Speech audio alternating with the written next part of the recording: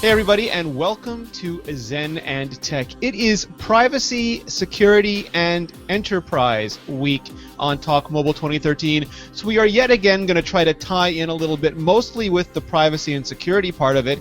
And to do that, as always, we have your host for the evening, Georgia. How are you, Georgia? I'm good. I wanted to kind of delve into it because we talk about security and we talk about privacy, and often it's in the form of concepts or laws or legal issues, and that seems to dehumanize it a little bit, at least to me. Definitely, and in the end, it's all of us and how we're going to deal with this and how we feel about finding out new information about how our information and what we are surfing on the net is being used and kept and perhaps stored, which can be a little bit creepy. So, there's two sides I want to talk to you about. I want to talk to you about both Big Brother, which is how the government surveils and keeps tabs on us, but also Little Brother, because now with all this mobile stuff, we can surveil and keep tabs on each other. And frankly, I'm not sure what scares me more anymore. Which one do you want to start with? Well, why don't we talk about each other, and then we can head on up from there.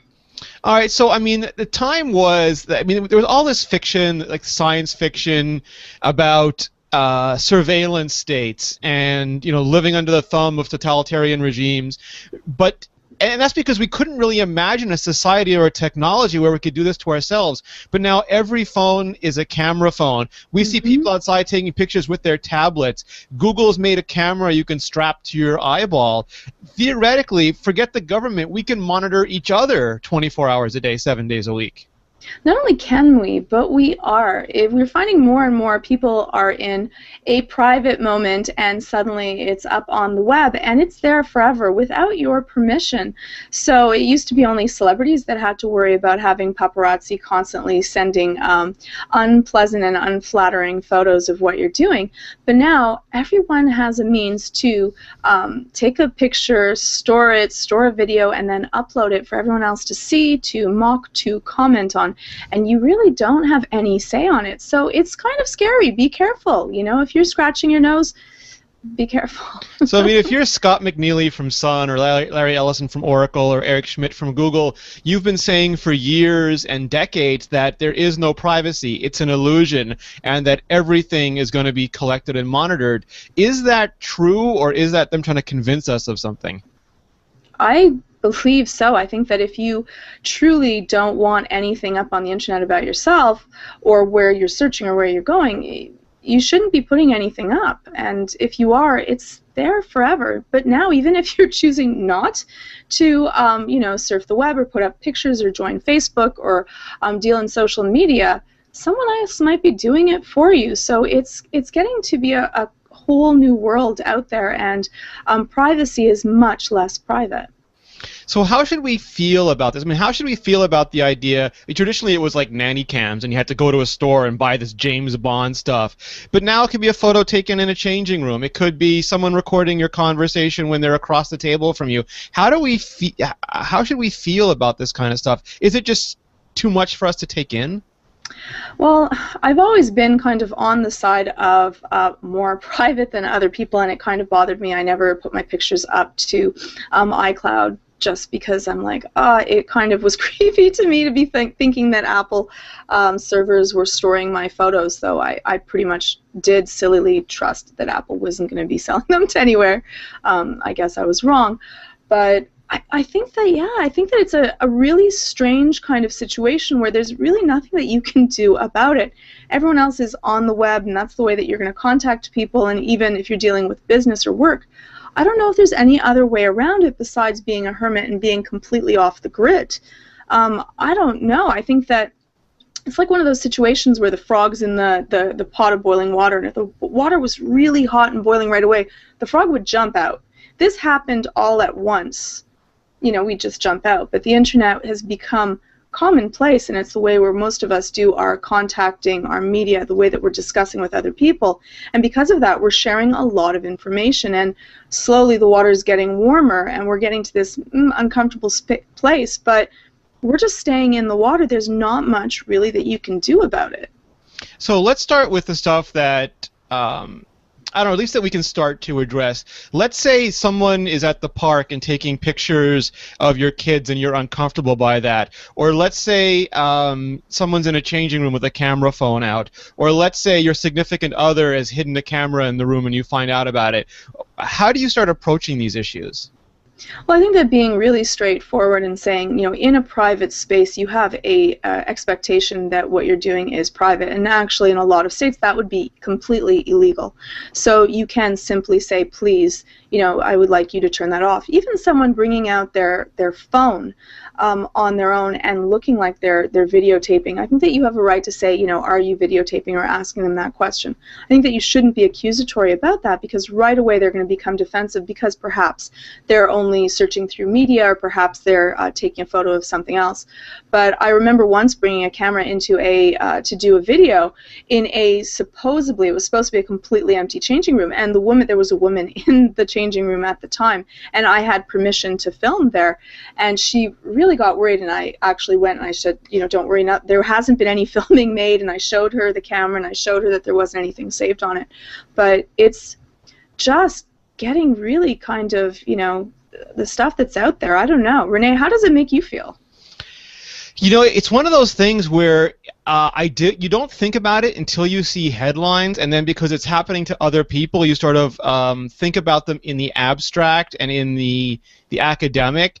And it feels to me like one of those things that until it happens to you, you don't start to look at the gross horror of it, like until it's your pictures that are leaked on the internet, or until you find out someone has taped something of you or done a video of you that you don't like or don't expect. And then, what about poor Star Wars kid, like someone that's just who's now a man and lawyer doing really, really well, but a private moment, I can see myself throwing out a stick, using it as a lightsaber, and then suddenly here it is everywhere. And he had said that he was actually quite depressed about it. This was something that everyone revered him and saw him as a hero and how awesome he was, but he took it as being completely cyberbullied and really bothered. And I don't know. I think most of us have those private moments when we're being completely ridiculous and want to be allowed to have that without it being spread and then going viral. Yeah, it's kind of creepy. Yeah, and then I think when you do start to see it, it's one of those things where, like I said before, it seems too big. It seems like such a massive, amorphous problem that what can one person do or say about it? I mean, we can't go and take everyone's phones back. We can't go and take YouTube down.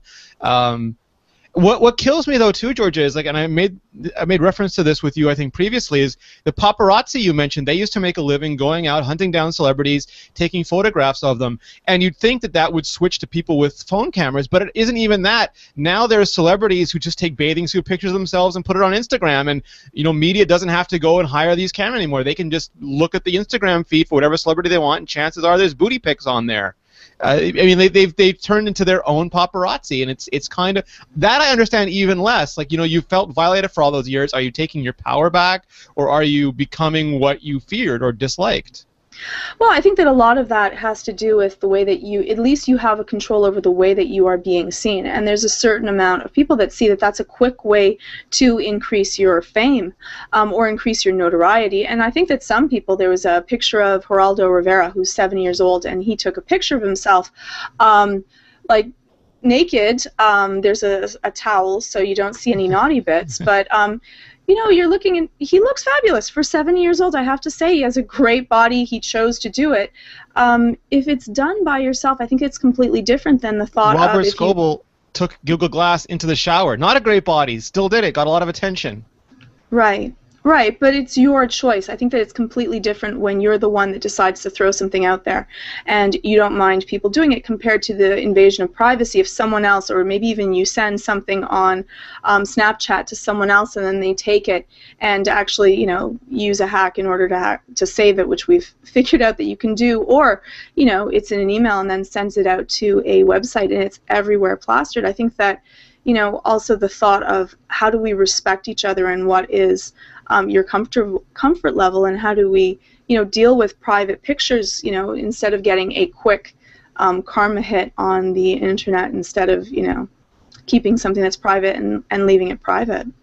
Yeah, and well, you've just touched on the biggest, most unsolvable problem with security, and that's, I mean, you can create a system as secure as possible. We could have a messaging system between us that is 100% unbreakable. No one could ever get into it, and you could take a message I sent you and forward it to somebody else. Yeah. Or someone could take your phone and read it. The human engineering, the human exploit is always going to be a weak link. And maybe we trust each other now, but there's all sorts of boyfriend girlfriend sites out there that shows that long term that kind of security can fail. Yeah, or you could do, by mistake, send it to the wrong person. Oh yeah. We hear a lot of people like posting pictures on Facebook and sending it instead of to private to everyone, and suddenly everyone's taking a look at something that you did not want everyone to see. I think that one of the things that's going to happen is just because there's going to be so much out there that it's going to become a little bit more complacent and people are going to be a little bit less bothered. I don't know if that's good or bad, but I think that we're going to get to a threshold of people are like, meh, not really a big deal. Like the 70s, all guys were mooning their butts and everyone was taking photos, and that was just kind of funny. And I think everybody's butts online, nobody's butts online. Well, I think that people just won't care as much. I think that it would be great if we learned to be a little bit more humble and be a little bit more respectful of everyone else, because the same thing could happen to you as well, or you could make a mistake, or, all of the dumb things that you do as a teen, you don't want that to be plastered or kept. But I think also we need to teach people around us that, what you keep somewhere online is going to be there forever, and you have to be careful of that. So let's say, and you touched on an interesting point there that I wanted to ask you about. Let's say something does happen. Let's say you are the Star Wars kid. Let's say your, camera phone pictures do leak. Let's say you're Mark Zuckerberg's sister, and the very platform he invented, someone forwarded your picture to a bunch of other people. The horror, the shame. How do you deal with that? I mean, I don't mean to make light of any of these situations, but if it does happen to you, how do you deal with it? Well, I think that, you could, go the celebrity route and ask people to take it down. But in the end, even though Mark Zuckerberg's sister asked to take down it was just a family photo, but she has to get it taken down, everyone else had already tweeted it out, and it was out there. There's nothing really that you can do about it. So I think that the best thing, if you really do want this to go away, is to stop addressing it. Don't make it a big deal. The more that you talk about something, the more that you get upset, the more that you complain to people, the more letters that you send out, it just stays in the media, it stays in people's minds. I think that we need to laugh off, you know what, yeah, I did that. I think that it was Scarlett Johansson who had a photo taken off of her phone of her scantily clad, kind of showing or her unclad. Rear. And yes, and she said, I thought that she said it really classily. She says, well, at least I know how to shoot my best side. And I thought that was kind of cute, a little bit tongue-in-cheek. And that was kind of funny. And I think that she handled it really well in the way that she dealt with it. And then it was no longer a point of discussion or a point of dealing with it, whereas Beyonce's publicist, who had an unflattering photo of her floating around the net, kept on asking people and harassing other websites, and it just stayed in the news. And then people were like, it's never going to go away. It actually became a power struggle, whereas they now posted it in 100,000 different ways and shapes and forms, and her face was everywhere. So I think that, the best way to make something disappear is to, maybe perhaps quickly address it and then leave it be.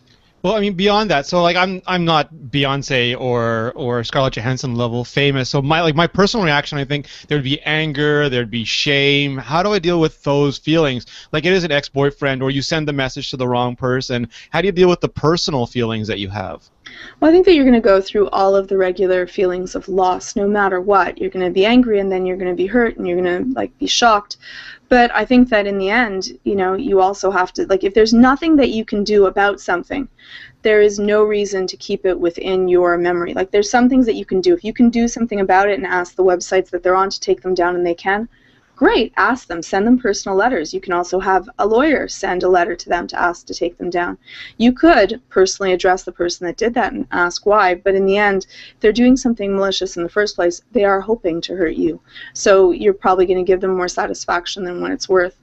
After that, if there is nothing that you can do about it, I think that really you should leave it and let it go, and know that we all do silly, stupid things, and we're all human, and our humanity and all of our mistakes are probably some of the best parts of us, and we all make mistakes. So what if you what if you are in possession of information or photographs that compromise someone else, and or they send you something by mistake, or you're angry at them, you've broken up, you're upset? How do you stop yourself from being that guy or that girl that then, you know, shares that information and makes you know, kind of exploits that other person? Well, I think that what does that say about yourself, even if you're angry or upset? I think that the time when we show our true character, the true person of who we are, is not when the chips are up and everything's glorious and happy. That's easy. But when the chips are down and when we're upset or when we're angry or when we're hurt, I think that Dale Carnegie, who wrote the How to, you know, Win Friends and Influence People, wrote a great book about being classy, and I think that that's something that's missing a great deal right now in society. Is that, what does that say about you, and would you be proud of that person that would do that? And it's a sad thing to try to destroy someone else or hurt someone else. In the end, honor is something that is sacred, and I think that, you know, when someone shares trust with you, that should be forever, not just when things are good. Even if you can make a quick buck off of that, how fun will it be spending that money? And to some people, maybe you are so hurt that the spite would be something good, but you know, it's just really not worth it. I think that stay classy and think about who that says as you are. Wait, let's try that again. And what does that say of you as a person is more important than that. Now, can we scale that up to Big Brother and to what it says about us as people and as states and as nations when we're willing to compromise on privacy for security? Or for this, the illusion of security? Yeah, that's a really difficult one. You know, they say that, you know, ultimate power corrupts, and wait, let's try that again. Absolute power corrupts absolutely. Yeah. So, you know, if I was a president of state of a large country and I could have access to all the other countries' intel to use for good, would I choose to do it? Oof. You know, I would love to say no, of course not. That would be wrong. I would be breaking all kinds of international treaties. Would I do it to my own people? That would be wrong too. But you have access. It's just sitting up there. If you have someone's email, are you going to take a look at it? If it's open and just sitting there waiting for you, it is a really difficult question. I think that, though, yes, on the basics, it would be wrong to do it, and they shouldn't. But you can understand why they would. And I think that even more interestingly is the psychology behind how people will say yes to giving up their own rights and freedoms freely without even worrying, actually saying, please do, you know, read this, don't worry, you know, pass all of these laws. That's completely okay with me. You know, what happens in the psychology there is also vastly interesting. Sorry, no, is there... So, for example, we spoke previously about monitoring our children, how it's okay to monitor our children's actions on the internet. And as part of Enterprise Week, we talk about all these systems that allow companies to monitor our email, make sure we're keeping security, and actually monitor everything we do with company equipment. And do we then scale that up to like states, city-states, and governments where we just kind of allow them to infantilize us and think because we watch over our kids, we're now children in that relationship and they can watch over us? I think that there's a really large difference. You know, if it was already stated that this is what the state is going to do, and you live in a place where that is already the norm, that's one thing. But to be told that, you know what, I'm not going to, like, you know, I'm not going to read your diary, it is completely safe, you can leave it there, and then having it read is a complete breach of trust, and that changes the entire gameplay. Once you have said to someone that you are going to behave in a certain way and then not to do that, makes people no longer trust anything that you say, and it's something that takes a really long time to build back up. So if we're dealing with, say, the NSA and with the states, it was something that was done underhandedly. No one really knew that this was what was happening. Even some people, they say, that voted for it did not expect it to be used in this manner. So I think that that's what the real big issue is. I think that if a state says, you know what, we're going to be monitoring these sites, and this is what you can do or not, at least then you have the choice in the matter. But if it's done without anyone's knowledge, and you actually had an expectancy that it was private, and then to find out afterwards, yeah, that changes the way that you look at the government that governs you. So, I mean, that's interesting because a lot of people are talking about the NSA doing this kind of stuff now, and it's focused a lot on America. And, you know, I'm not American. but America is such a dominant culture in everything that we see and do. It feels like it affects us, even though we're not American citizens.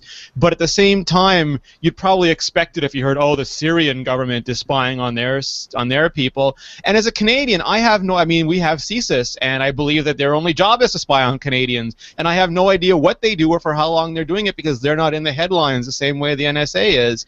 So, I mean, I'm glad it's getting that attention, but I think it's exactly what you said, is that it sounds illegal, it sounds like it broke expectations, and it sounds like it violated trust, and that's what makes it such a big deal. Right, and we had a huge scandal in Canada of the same nature, of people monitoring phone calls without permission or going through the proper channels that we knew of. Of course, the government had their own channels and dealt with it. So I think that this is probably something that happens a lot more than what we had expected. And it just changes the way that you look at everything. And the companies also that, said okay or didn't, we don't know yet because they're not actually allowed to speak about it, but it just changes our entire thought process on who can you trust and who can't you trust, and what do you feel comfortable in the privacy of your own home doing. Like what you surf and what you talk to and what you share with people, it changes the way that you feel comfortable in doing that. And just having cameras or having the Connect on, or, who has access to what and how can they deal with it. Yeah, it's a little bit eerie to find out that, some place that you thought that would be completely secure is not. All right, so there's so much to unpack in there, Georgia. You went way too fast for me. I'm going to slow you down and break that apart. So let's start with and I'm saying NSA, but again, this could be, if you're not in America, this could be your government too. And the NSA could be surveilling you, and China could be surveilling you in America. So amorphous government surveillance.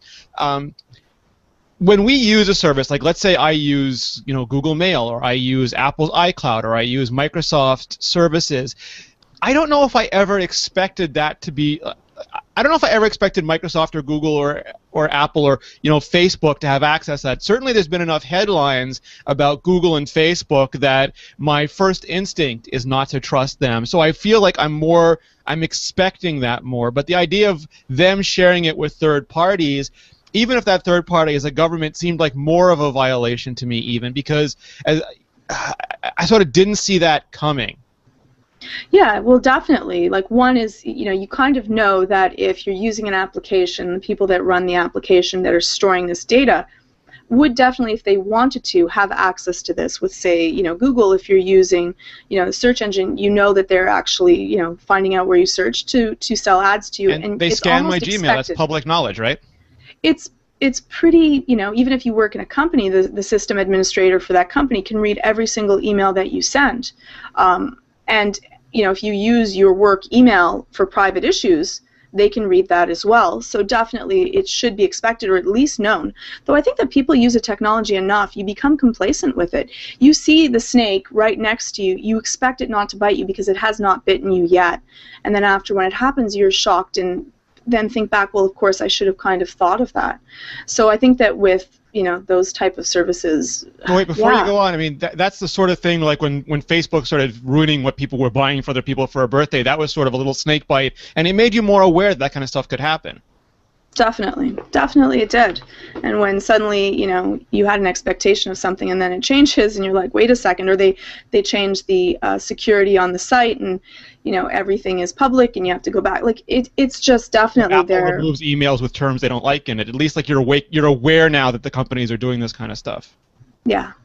But we weren't necessarily aware that they were giving government, whether it's unfettered or not, that they were like that secondary leap, that the stuff the company may be able to get into it. They say they don't. I never trusted them when they say they didn't, just for the same reasons that you mentioned. But they would give our stuff, like we have a relationship with them, that they would extend that relationship to a third party, especially a government that may or may not be our government and may or may not have our best interests in heart. That felt like more of a violation. It definitely is more of a violation. Like, even if you think about someone surveilling you and dealing with the data, the thing about a government, not just like taking your data, but then storing it long term. Every single phone call that you have perhaps ever made could be stored and kept for a later date. So you commit a crime in 5 years, they can go back and follow the entire trail of everything that you ever said. that goes to a complete different breach of trust. This isn't just sharing information, and though perhaps a government says that they don't have this or that, but that you could possibly keep everything that you've ever done, so that if you commit a crime later it could be used against you, is really very frightening. Because how many things that you do, like that one song that you downloaded illegally when you were 16, they can go back and prosecute you for that as well. So can we just let me break that down for a second? So the reason that bothers me more than other stuff is because it breaks two things that we generally assume. You said earlier that we expect that because there's no privacy for anyone, it becomes normalized. But when you start storing information, it changes that again, because you're no longer a needle in the haystack. People expected a real-time thing. Like, all this stuff is streaming, and if they happen to catch you, they'd catch you, but there was so much data that you had a fair chance of just being ignored amongst the storm. But once it's stored, it's not a matter of them happening upon it anymore. It's a matter of them saying, I want to find something out about you, and then having it all available. And, there's two sides to this. Like, if I go through a red light now, a traffic cam may catch me even if a cop doesn't. If I jaywalk now, they can access that data. And fair enough, I broke that thing. But it seems to violate fundamental fairness that they can go back almost like a videotape, rewind your life, and find something that you did wrong. You become an enemy of the state. Theoretically, they could go back and build a case on anyone and make it really, really strong and make it stick. So yeah, they could go back and they could just choose to, even though you didn't get caught beforehand. And so it almost before you say feels caught, like, though, I mean, they're using examples like if you put in a fake name on an internet service because you want to protect your privacy, that could be a federal crime, and that's not really a crime you should be prosecuted for. But if they're looking for something, how do we know anymore? Yes, exactly. It could be anything. It could be something that you did that was not illegal when you did it. It is illegal now. It could be you don't know when it happened. You might not have known when you did it. Someone else might have used your computer. It just becomes really very fuzzy. Or it could be just code that has been planted to make you look like you've done something that you actually haven't done. And that's frightening. So, George, I have feelings of fear about this. I have feelings of, and the one thing said earlier, like a lot of the relationships we have are predicated on trust, whether it's with other people or it's with companies. I know Google uses my stuff for advertising, but I trust them not to abuse, that relationship. I trust Facebook not to do it stupidly. I trust Apple not to do it. Did you trust? I trusted out of ignorance. I don't trust now, and I think that can. So let's say that. Either way, let's say that all these companies, and we're talking about Apple and Microsoft and Facebook and Google and all the other big companies, let's say they're found guilty. They lied and they provided backdoor access to government agencies and all that. Fine. Let's say they all claim innocence. Everyone says they're innocent. I'm still not going to believe them. I am never, not ever going to believe that ever again. That trust is gone. It's almost like a loss of innocence or a coming of age, and maybe I'm better off for it, but it certainly doesn't feel that I'm better off for it right now. Yeah, that's why a lot of the companies right now, because trust is something that they spend billions of dollars to try to build so that you have a comfort level with this company, and now people are even leaving to other web browsers from Google that are more secure or are touted to being more secure. So you spend billions and billions of dollars of building up a name, having trust, having a comfort level with people that will be utterly destroyed, and then they have gag orders upon them, so they can't actually discuss the way that they dealt with it, what they actually gave up, how they might have fought. I wouldn't believe them anyway. But they're not even allowed to defend themselves because the government says that they don't want to go down with them. So it puts them in a really difficult place. Though yes, perhaps it's something that would be very difficult. But I have to say, people have really short memories when it comes to using an application that I really love. You're like, they ask me, listen, do you want to, enable pop-ups? Like, I went on to Facebook to play Candy Crush, which is something that I could never see myself doing. Shameful. I know. But, you want something, you are comfortable with something, it could be built back up, which probably says something really sad about our own before you move away from that, long-term memories. That, I think, is really important. That goes back to a recurring theme that we have on this show, that we are willing to sacrifice long-term important things for short-term fear or gratification. Like, Definitely. when we're talking about governments, we're willing to give up our rights, our liberties, our freedoms for a false sense of temporary security today. We're willing to give up our principles, such as, Facebook is bad because, oh my God, Candy Crush is fun. We are continually willing to mortgage our future for temporary gratification or fear sublimation in the present. And is that just a human thing? Is that an evolutionary thing? Is that just how we're built? Well, let's talk a little bit about the psychology of fear and how it can be used in politics to gain control of something that you at one point had a right for. And actually not just gain control, but you will give it up willingly. So when you are exceptionally scared, when you're really, really worried, or when something catastrophic happens, our older part of our brain, our limbic system, fires up. And the interesting part is that the limbic system, it's the central part of our brain. It's right in the middle, and it's exceptionally old, not highly intelligent or involved. Now, the cognitive system is the gray matter over it. Now, when we're scared, when we're really, traumatized, and when you watch, and you can see this in advertising, which works a lot as well. Marketing works really well with fear. Because what happens is it turns off, when our limbic system is activated, when we're on our fight or flight, it actually turns off our cognitive system. It dulls it. So we're not making, now, the limbic system is about the intelligence of, say, a lizard, and the cognitive system is our analytical part. We're turning off our analytical part, and now we're making choices with the intelligence of a lizard. And that's why we will not just give up our rights, but freely say, please take them, protect us, because we're actually, our brains have been kind of nulled and turned off during that period of time. So this works in, poker. You can see it in marketing advertisements, when they say, oh, you better take this medication for this because if not, you're going to die. It's really, really scary. And the same thing that can happen with dealing with wars and terrorism and other things. We will willingly give up our freedoms in the thoughts that we will then become safe. But when we're feeling more comfortable, calm, and happy, we'll actually make better decisions in the long run. So we'll sacrifice for short-term gain instead of thinking about, that 200-yard pass later on.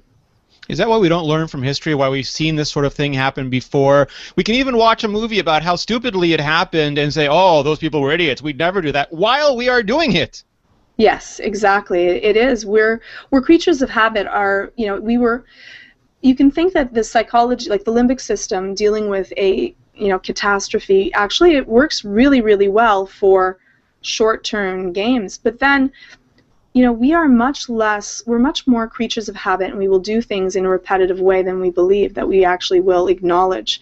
So unfortunately, when we're scared, most people react in a very preconceived way, and so that's why marketing terms often hire psychologists to deal with which way will make people think. Color, shape, form, sound. There's some things that we are just biologically, innately made to behave, and so they're using that against us. The interesting thing is once you know, you actually become a little bit more immune to it. So if you deal with, say, marketing, someone's trying to use a scare tactic, someone's trying to use cognitive dissonance against you, once you're actually aware of it, you become a little bit more immune. But of course, if your limbic system's highly fired up, that part of your brain kind of turned off. So last week previously on Mac Break Weekly, Andy Anatko, one of the hosts, said that he actually puts bits of tape over every webcam in his office and in his house, just because, and not that he actually thinks that a government is surveilling him on everything that he does and there's secret webcam access, but just because that is the only way he absolutely knows that he's never going to get caught unprepared, unaware by even a video call or something that he answers accidentally. And that might be a Battlestar Galactica approach or not having an internet connection, but are there reasonable things that reasonable people can do to ensure sort of our privacy and our security in an age where it seems like from our friends with cell phones to our governments with massive hooks on May West and May East, we can live sort of a non-paranoid life? It's kind of a double-edged sword that if you carry your cell phone around, people can listen to your phone calls of what it is. And it seemed like these type of discussions were only about those people that were ultimately paranoid. When I take my camera down from my laptop, I always put it down onto the table. You know why? Just for that exact same reason. People were worried that the Xbox One, you could use the Kinect and they could actually use it as a spying device. It seems a little bit less paranoid now. So is there any Well, hey, that actual store way? was proven to be using the Wi-Fi in our phones to track the way we walk through the store. Yeah. We're not paranoid. They're out to get us. It isn't. They were right. We should all be wearing tinfoil hats. But yeah, it's actually a little bit the Logic Minority Report is just around the corner, and there is not a lot that we can do about it. What we have to also think about is, is our government benevolent or malevolent, and what is our level of trust with that? And again, the thing is that the unfortunate thing with governments is that once you give them a power, they are not going to give it back. So I think that we should be also really careful on what we say is okay and what we don't. And I think that a lot of people say, you know what, it doesn't really matter. I don't mind what my government takes because I am innocent and I don't do that. But I think that it's more about the principle of the matter, that trust should be a two-way street. So we should also be innocent and not surveilled unless there is reasonable cause before that. But I guess that's more of a legal and debate as well with that. Well, I would take it a step further, and I would say, let's assume that we have benevolent leadership, so that for people at least who are privileged to live in countries that do tend towards benevolent leadership. What bothers me not so much is that they do these things. Let's say that they are convinced to an absolute certainty that what they are doing is necessary. They are still doing it in a not benevolent way. It is one thing if they said, look, this is what we're doing. I believe this is right. We are going to pass laws to make this legal. You are informed of what we're doing now. This is our case. Vote it into law so that it can be done is one thing. But to do it in a way that looks like it's illegal without informing anybody, without the consent of the people with whom they are charged to govern, that again violates the trust thing. If you believe you are right, then do it in the right way. Yes, and then if you're doing something that people will accept, then you're not going to have to worry about doing it democratically. The interesting thing that happens when people suddenly find out that their trust has been broken and they, the powers that they have given have been being misused is that the amount of anger and rage, and then if there's nothing actually that they can do about it democratically, so say that you cannot vote someone in that will then change laws that you do not like, is that that's how governments start to, people start to form militias and other groups and then, protest, and it gets more and more aggressive if people feel like there is no other way then. You become that rat that is being cornered and there's no other way out. You become disenfranchised and angry, and at a certain stage some people deal with learned helplessness. They just say give up and don't deal with it, and other people become highly aggressive and try to find any other way out. And if you cannot do it in a way that is non-violent, then suddenly people can become really, really violent. And we have seen that a lot in the world right now with people protesting at first really, really peacefully, and then it becomes something that is no longer peaceful. So I think that also governments and people that are in power have to really think before they act of what is the true cost of this to their entire people and the belief system that their people hold.